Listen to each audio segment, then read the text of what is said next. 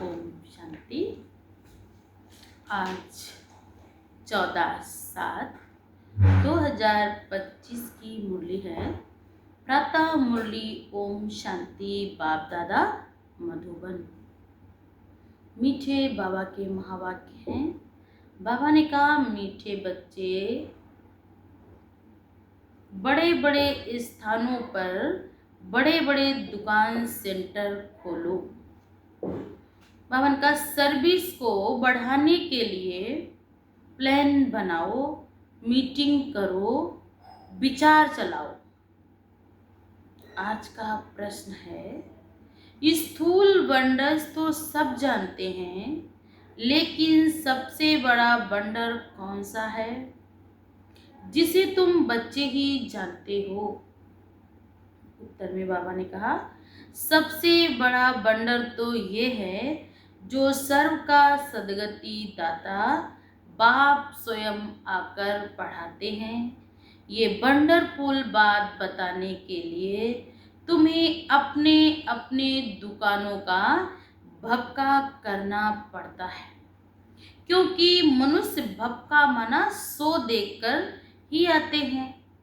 तो सबसे अच्छा है और बड़ा है, बाबा ने कहा कैपिटल होना चाहिए। सबसे अच्छा और सबसे बड़ा और सबसे ज़्यादा भपका कहाँ होना चाहिए? बाबा ने कहा कैपिटल में, माना राजधानी में, ताकि सब आकर समझे। क्योंकि वहाँ पे बाबा ने कहा सब बड़े बड़े वीआईपी कैपिटल में ही रहते हैं, सारे अधिकारी सब बाबा ने कहा कहाँ रहते? कैपिटल में ही है। तो वो आएंगे, समझेंगे। तो बाबा ने कहा एक भी अगर बड़ा आदमी आता है तो बाहर शो होगा कि हाँ देखो वहाँ ये भी जाते हैं। तो बाबा ने कहा ना, जो ऐसे जब भपका होगा तो सेवा भी बहुत विहंग मार्ग की सेवा भी हो। गीत है, मरना तेरी गली में, जीना तेरी गली में। ओम शांति। उनका शिव भगवान वाच, रुद्र भगवान वाच भी कहा जाता है, क्योंकि शिव माला नहीं गाई जाती। जो मनुष्य भक्ति मार्ग में बहुत फेरते हैं, रुद्र माला कह सकते, लेकिन शिव माला नहीं कहते हैं। तो बाबा ने कहा उनका नाम रखा हुआ है रुद्र माला। बात एक ही है, परंतु राइट वे में शिव बाबा पढ़ाते हैं। बात एक ही है, चाहे रुद्र को हो चाहे शिव को हो, लेकिन कहने में अच्छा रुद्र ही अच्छा लगता है। तो बाबा ने कहा माला का नाम भी क्या है? रुद्र माला। परंतु राइट वे में शिव बाबा पढ़ाते हैं, वह नाम होना चाहिए। परंतु रुद्र माला का नाम चला आता है ना, वह भी समझाना होता। शिव और रुद्र में कोई फर्क नहीं है, नाम भी एक ही के दोनों नाम हैं, लेकिन रुद्र भी कहते हैं और शिव भी कहते हैं। बाबा ने कहा लेकिन शिव और रुद्र में कोई फर्क नहीं है। बच्चों की बुद्धि में है कि हम अच्छी रीत पुरुषार्थ कर बाबा के माला के नजदीक आ जाएं। ये दृष्टांत भी बताया जाता है, जैसे बच्चे दौड़ी लगाकर जाते हैं ना, निशान तक पहुंचकर फिर लौट आते हैं। दौड़ कर आते ना तो एक चिन्हित जगह बना देते कि आपको वहां तक जाना है और वहां से वापस आना है। जो जल्दी आएगा वही विजय होगा। वन का निशान तक लौटकर टीचर के पास खड़े होते हैं। तुम बच्चे भी जानते हो, हमने 84 का चक्र लगाया है। अभी पहले पहले जाकर माला में पिरोना है। ये है ह्यूमन भवन का स्टूडेंट की रेस, कि जितना हम अच्छा पुरुषार्थ करेंगे तो बाप मेरा टीचर भी है शिव बाबा, तो उतनी जल्दी बाबा मुझे विजयी फिक्स कर, फिर क्या करेगा? विजय माला का दाना फिक्स करेगा। ये है रूहानी रेस। तुम रेस, बाबा ने कहा वह रेस तुम कर ना सको। ये तो है ही आत्माओं की बात।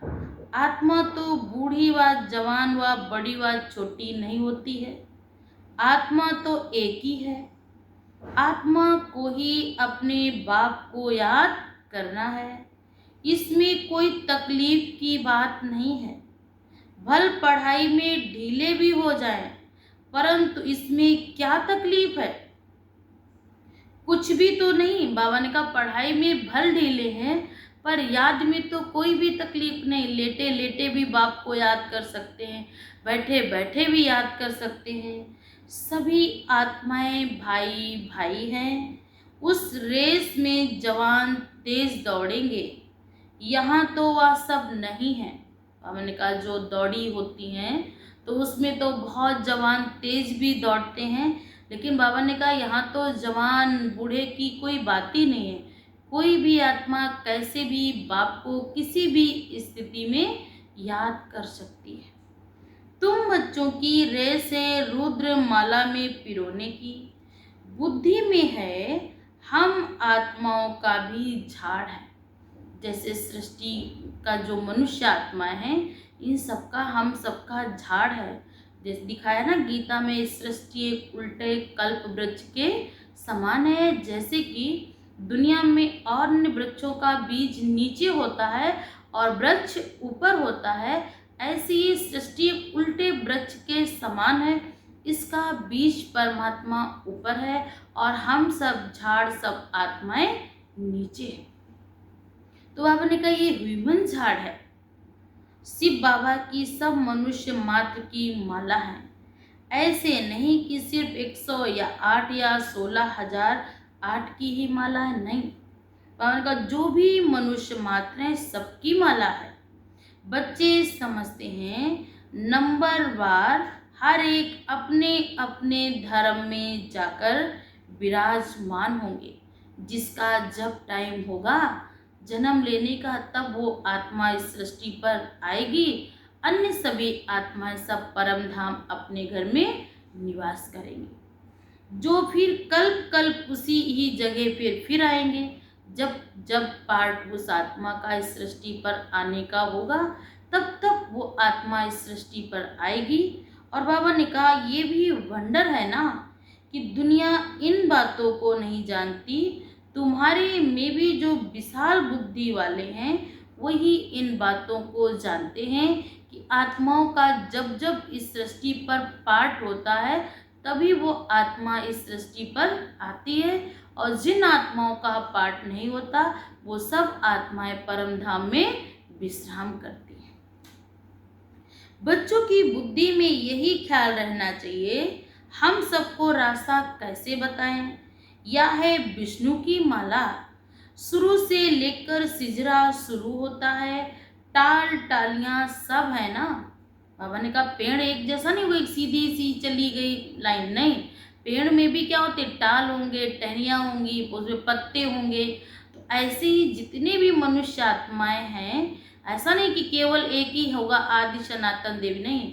बात बात जब जिसका सेक्शन होगा, जब जब धर्म पैगंबर जिस संस्थापक के आएंगे, तो बाबा ने कहा उनकी फिर टहनी भी अगली निकलती जाएंगी। टाल टालियां सब है ना, वहाँ भी छोटी छोटी आत्माएं रहती हैं। यहाँ है मनुष्य। बाबा ने कहा परम धाम में मनुष्य तो रहते नहीं, नहीं तो इतनी छोटी जगह में कैसे है। लेकिन आत्माएं छोटी छोटी बिंदु होती है ना, वो सब उसी में समा जाती हैं।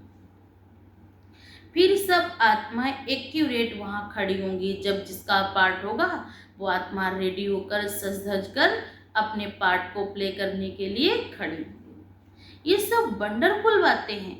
मनुष्य ये स्थूल वंडर्स तो जानते हैं, लेकिन बाबा ने कहा ये सूक्ष्म वंडर को समझने के लिए सूक्ष्म बुद्धि चाहिए। स्थूल में तो देख लिया, ताजमहल देख लिया, चीन की दीवार देख ली, अन्य अन्य जगह देख लिया, लेकिन बाबा ने कहा ये स्थूल वंडर्स तो सब कोई जाके देख लेगा, लेकिन ये सूक्ष्म वंडर ये कितना बड़ा है। सर्व का सदगति दाता परम पिता परमात्मा यहाँ आकर पढ़ाते हैं।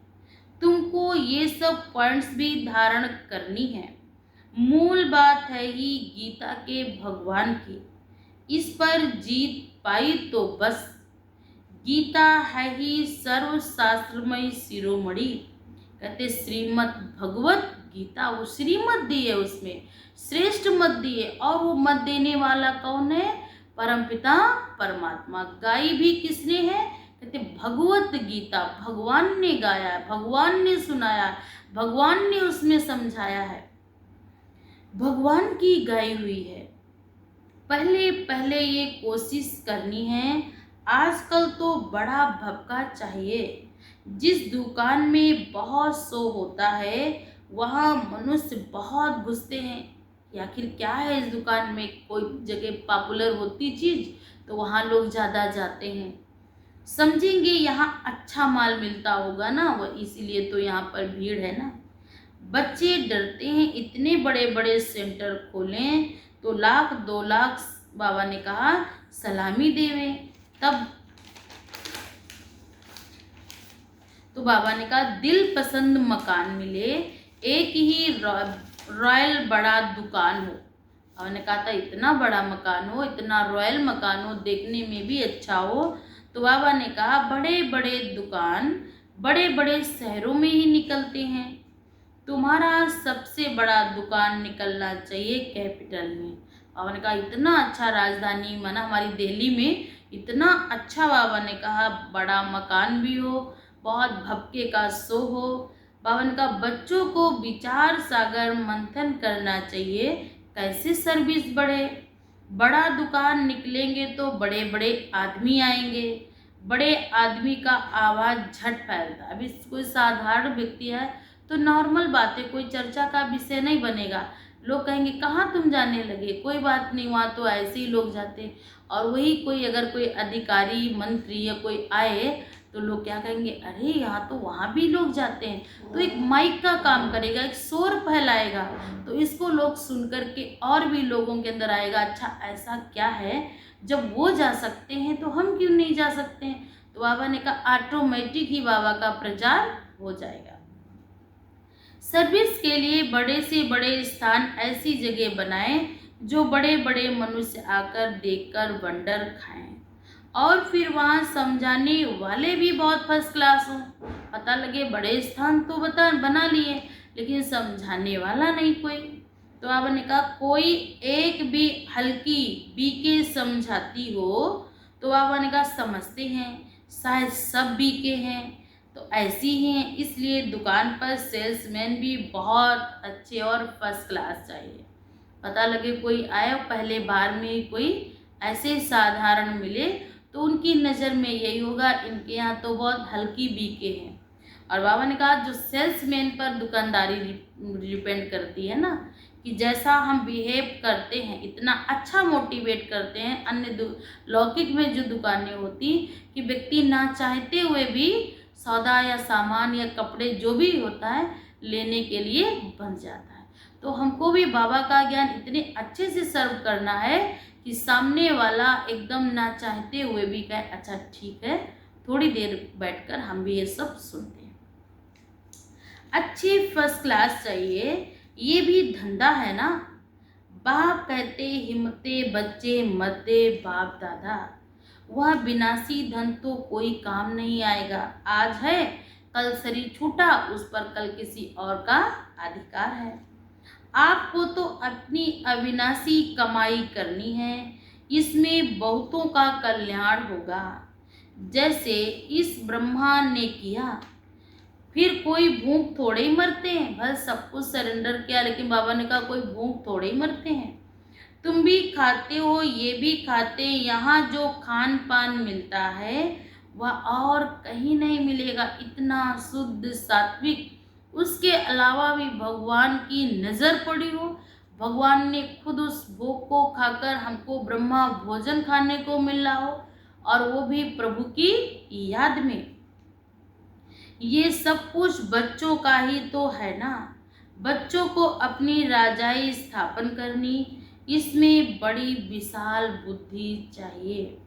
कैपिटल के नाम निकला तो सब समझ जाएंगे। बाबा ने कहा कैपिटल में अगर नाम हो गया तो सब समझ जाएंगे। जैसे इस समय हमारी राष्ट्रपति जी द्रौपदी मुर्मू जी हैं, तो हम लोग उदाहरण देते हैं कि हमारे राष्ट्रपति जी ब्रह्मा कुमारी से जुड़े हैं, तो लोगों को भी लगता है अरे जब इनके साथ इतना अच्छा व्यक्ति जुड़ा तो जरूरी अच्छा ज्ञान होगा। कहेंगे बरोबर, ये तो सच बतलाती हैं। विश्व का मालिक तो भगवान ही है, बनाएंगे ना। मनुष्य तो मनुष्य को भी मालिक नहीं बनने देते हैं, और इतने बड़े राज्य का मालिक बनाना कोई एक मनुष्य की मत नहीं है, ये परमात्मा ही ऐसी श्रेष्ठ बुद्धि देते तो आत्मा क्या बन जाती है, हैं? राजयोग सीकर राजाओं का भी राजा। बाबा सर्विस की वृद्धि के लिए राय देते रहते हैं।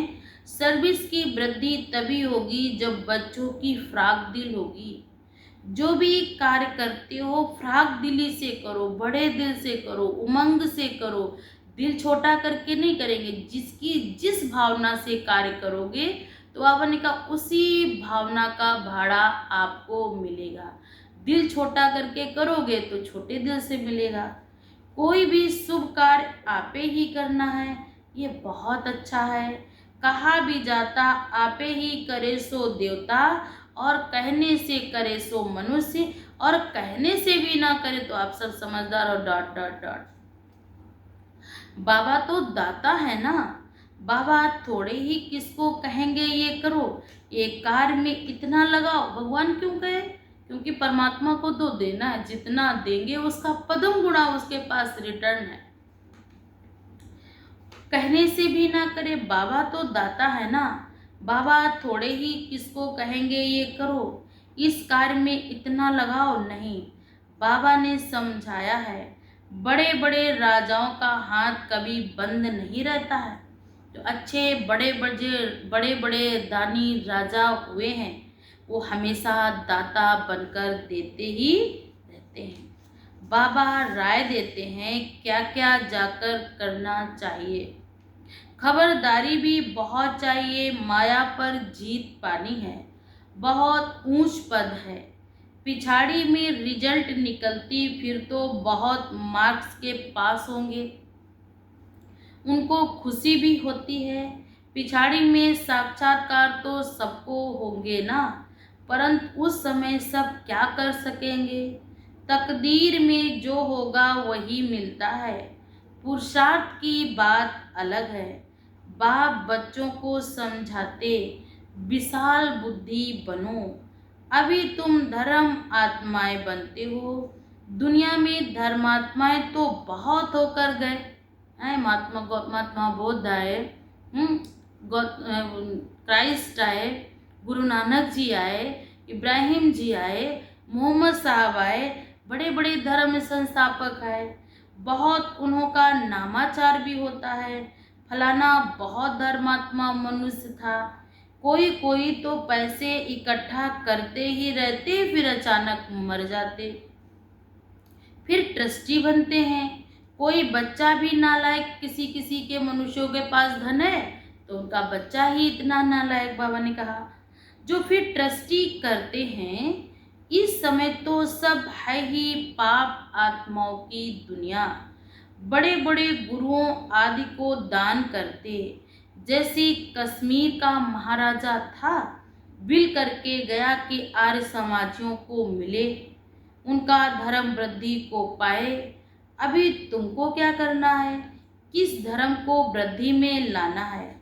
आदि सनातन देवी देवता धर्म ही है, ये भी किसको पता नहीं। अभी तुम फिर से स्थापन कर रहे हो, ब्रह्मा द्वारा स्थापना। अब बच्चों को एक को ही याद करना चाहिए। तुम याद के बल से ही सारे मनुष्य को पवित्र बनाते हो, क्योंकि तुम्हारे लिए तो पवित्र सृष्टि चाहिए। इनको आग लगने में से पवित्र बनेगी।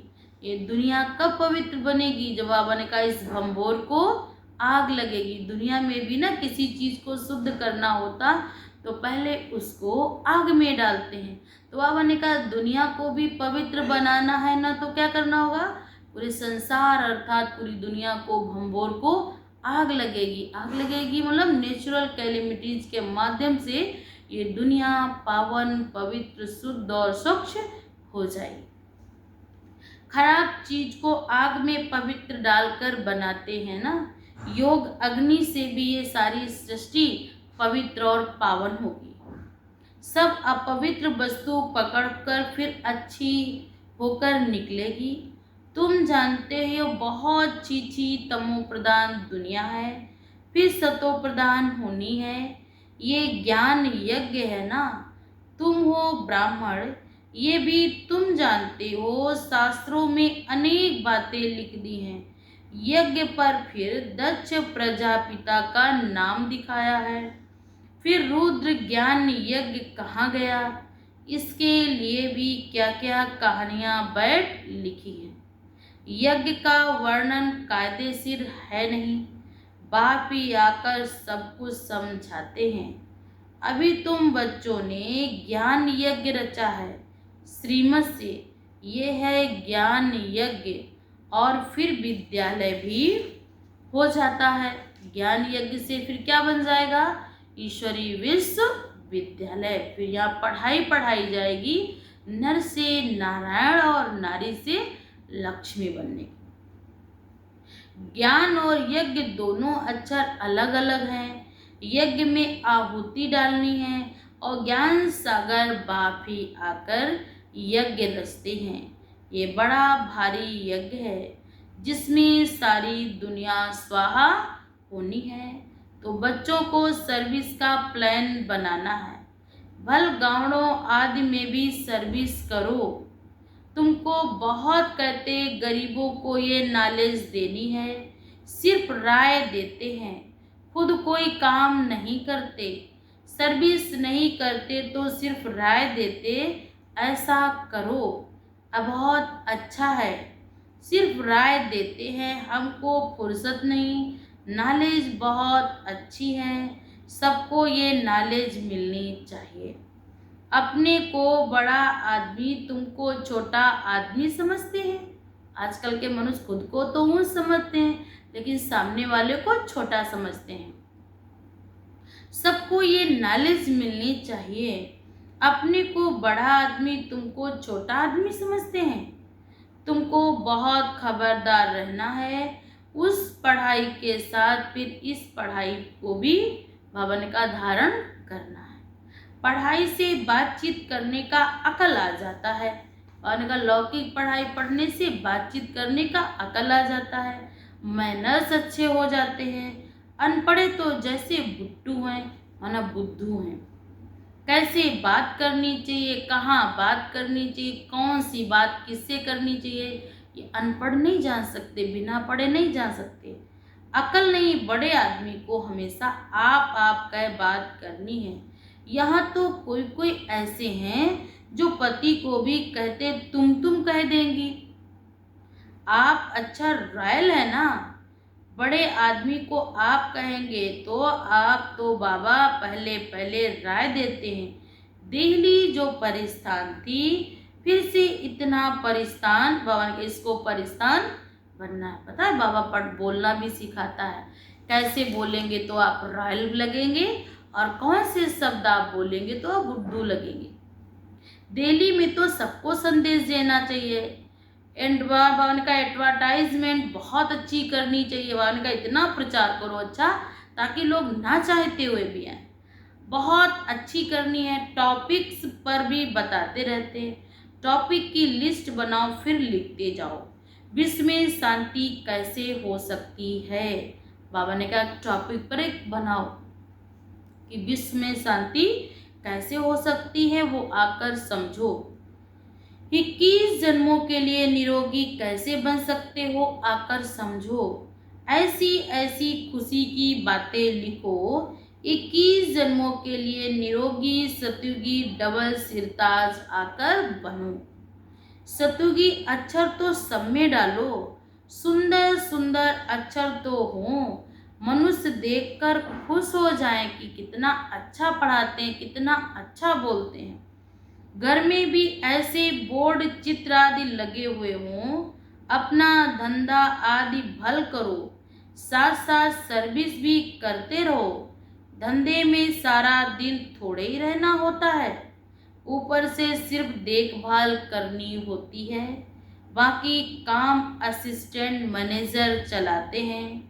कोई सेठ लोग फ्राक दिल होते तो असिस्टेंट को अच्छा पगार मजदूरी देकर गद्दी पर भी बिठा देते। जिनको देखने वाला नहीं, बड़ा कारोबार है, तो असिस्टेंट को भी अपनी जगह दे देते हैं। यहाँ तो बेहद की सर्विस है और सब है हद की सर्विस। इस बेहद की सर्विस में कितनी विशाल बुद्धि चाहिए। हम विश्व पर जीत पाते हैं, काल पर भी हम जीत पाकर अमर बन जाते हैं। ऐसी ऐसी लिखत देकर आएंगे और समझने की कोशिश करेंगे। अमर लोक का मालिक तुम कैसे बन सकते हो, आकर समझो। बहुत टॉपिक्स निकल आती हैं। फिर बाबा ने कहा तुम किसको विश्व का मालिक बना सकते हो, वहाँ दुख का नाम निशान नहीं रहता। बच्चों को कितनी खुशी होनी चाहिए, बाबा हमको फिर से क्या बनाने आए हैं। तुम बच्चे जानते हो पुरानी दुनिया से नई बननी है। मौत भी सामने खड़ा। इस समय तो मौत का बाजार बहुत तेज गरम है। देखते हो लड़ाई लगती रहती है। बड़ी लड़ाई लगी तो खेल ही खत्म हो जाएगा। फिर बाबा ने कहा तुम तो अच्छी रीति जानते हो। बाबा ने कहा आप तो अच्छी रीति जानते हो। बाबा बहुत प्यार से कहते हैं मीठे बच्चों, विश्व की बादशाही तुम्हारे लिए है। विश्व के मालिक आपको बनना है। आपस में मिलकर राय निकालनी चाहिए, अखबारों में डालना चाहिए। दिल्ली में भी एरोप्लेन से पर्चे गिराओ, निमंत्रण देते हैं। खर्चा कोई बहुत थोड़ा लगता है। बड़ा ऑफिसर समझ जाए तो फ्री में कर सकते हैं। बाबा राय देते हैं जैसे कलकत्ता में वहाँ चौरंगी में फर्स्ट क्लास एक ही बड़ा दुकान हो, रॉयल तो ग्राहक बहुत आएंगे। मद्रास बड़े बड़े शहरों में बड़ा दुकान हो। बाबा बिजनेसमैन तो है ना। अब ने कहा ब्रह्मा बाबा क्या था, बिजनेसमैन। तो बाबा ने कहा तुमसे कफन पाई पैसे लेकर तुम्हें एक्सचेंज करके बड़ा दिल रहम दिल कौड़ी से हीरे जैसा बनाने वाला है। मनुष्य को देवता बनाने वाला है। बलिहारी एक बाप की है। बाप ना होता तो तुम्हारी क्या महिमा होती। कोई जानता तक कि हम बागवा के बच्चे हैं। इस कोने कोने में कहाँ थे, कहाँ से कहाँ बनाकर हमको अपने सर का ताज बनाया। तो मेरे न जाने कितने न कितने जन्म के भाग्य उदय हुए। इसके लिए भगवान को कोटि कोटि बार सादर प्रणाम करती हूँ। कितने हमारे श्रेष्ठ भाग्य थे। तो भगवान ने अपना बनाकर बाबा ने मुझे पूजनीय बनाया। तुम बच्चों को फकुर होना चाहिए, भगवान हमको पढ़ाते। एम ऑब्जेक्ट है ना, नर से नारायण और नारी से लक्ष्मी बनने की, देवपद प्राप्ति की। पहले पहले जिन्होंने अव्यभिचारी भक्ति शुरू की वही आकर ऊंच पद पाने का पुरुषार्थ करेंगे। बाबा कितनी अच्छी पॉइंट समझाते हैं। बच्चे फिर भी भूल जाते। तब बाबा कहते पॉइंट्स लिखो, टॉपिक्स लिखते रहो। डॉक्टर लोग भी कितना पढ़ाते हैं। तुम हो मास्टर रूहानी सर्जन।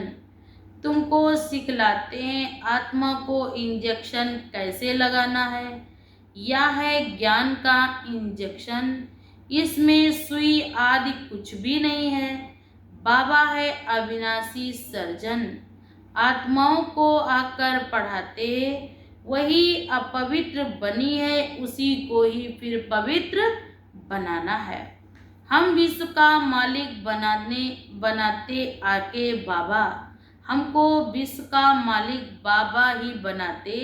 उनको याद करने से माया जल्दी भाग जाती। चार्ट रखो, सर्विस का ख्याल करो तो बहुत खुशी होगी।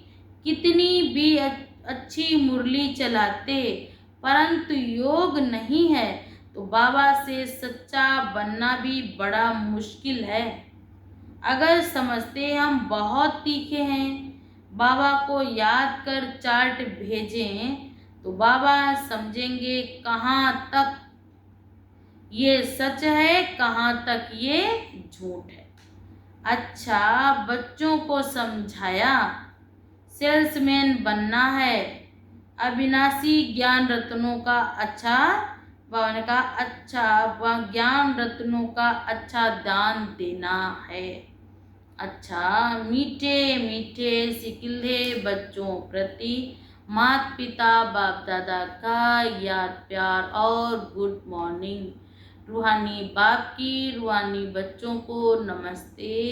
हम सब रूहानी बच्चों की तरफ से रूहानी माता पिता बाप दादा को याद प्यार और गुड मॉर्निंग। नमस्ते बाबा, नमस्ते, शुक्रिया बाबा, शुक्रिया। आज धारणा के लिए मुख्य सार है नंबर 1, एम ऑब्जेक्ट को सामने रख फकुर में रहना है। मास्टर रूहानी सर्जन बन सबको ज्ञान इंजेक्शन लगाना है।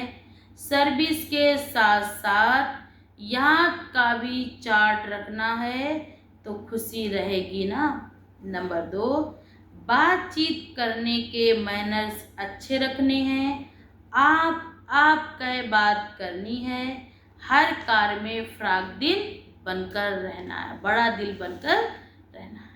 आज का वरदान है सर्व कर्मेंद्रियों की आकर्षण से परे कमल समान रहने वाले दिव्य बुद्धि और दिव्य नेत्र के वरदानी भव।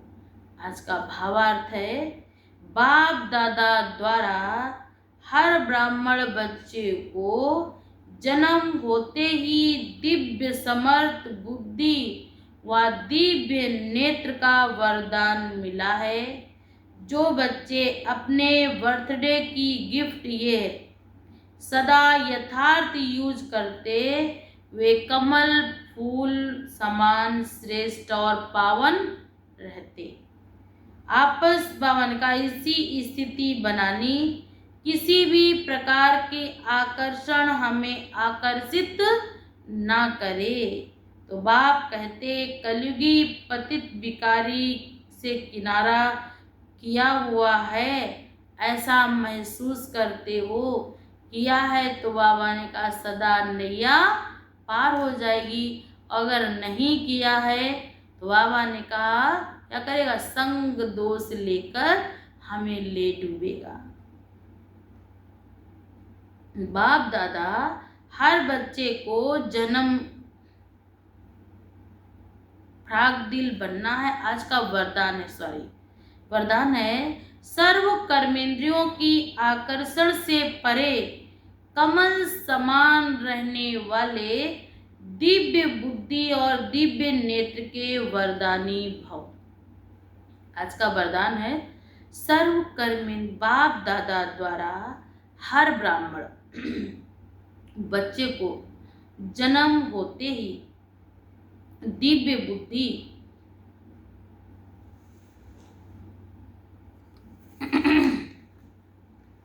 बाबा ने कहा कि दिव्य नेत्र का वरदान मिला है। जो बच्चे अपने बर्थडे की ये गिफ्ट सदा यथार्थ यूज करते हैं वे कमल पुष्प के समान श्रेष्ठ स्थिति के आसन पर स्थित रह सकते हैं। किसी भी प्रकार की आकर्षण, देह के संबंध, देह के पदार्थ व कोई भी कर्मेंद्रिय उन्हें आकर्षित नहीं कर सकती। वे सर्व आकर्षणों से परे सदा हर्षित रहते हैं। वे स्वयं को कलयुगी पतित विकारी आकर्षण से किनारा किया हुआ महसूस करते हैं। आज का स्लोगन है जब कहाँ भी आसक्ति ना हो तब माया शक्ति स्वरूप प्रत्यक्ष हो। अव्यक्त इशारे हैं। संकल्पों की शक्ति जमा कर श्रेष्ठ सेवा के निमित्त बनो। आज अव्यक्त इशारे को बाबा ने कहा, अपने श्रेष्ठ संकल्प द्वारा अन्य आत्माओं के व्यर्थ संकल्प व विकल्पों की बहती हुई बाढ़ से और अपनी शक्ति से अल्प समय में किनारा करके दिखाओ। व्यर्थ संकल्प शुद्ध संकल्पों में परिवर्तित कर दो। एक स्थान पर होते हुए भी अनेक आत्माओं पर आपके श्रेष्ठ संकल्प और दिव्य नजर का प्रभाव पड़े। भला आप एक स्थान पर हो, लेकिन जो व्यक्ति आपको जहाँ भी याद करे उसको वहाँ श्रेष्ठ भावनाओं की प्राप्ति हो, श्रेष्ठ संकल्पों की प्राप्ति हो, आपकी उपस्थिति का उन्हें अनुभव हो। ऐसी सेवा अब करनी है। ये बाप दादा की हमारे प्रति बहुत बहुत ऐसी शुभ भावना, शुभकामना है। अच्छा, ओम शांति।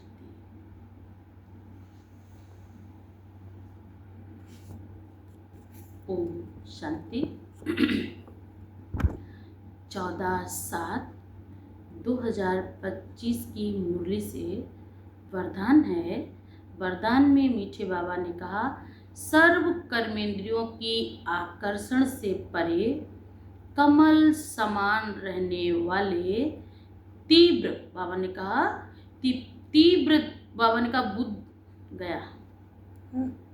तुम इतो तो ताने हो, तुम्हारी नजरें ऊपर जाए, सामने वाला समझी जाएगा। इतना रखो, यहाँ पर लाओ, तुम्हें अकल सिखाएंगे। इतना रखो तो हम ऐसे पढ़ते जाएंगे। तो लोग मोबाइल में आपको इसको काटो। अच्छा, इसे रखे हैं? हाँ, हमको क्या पता है। अब सही काटो, तमीज से। देखो मुरली वहाँ लेके गई। मुरली रख, पहले मुरली वहीं पर रख, और नीचे रख, और नीचे रख। हाँ, अब यहाँ पे काटो चौकुंटे वाले से। इससे हाँ।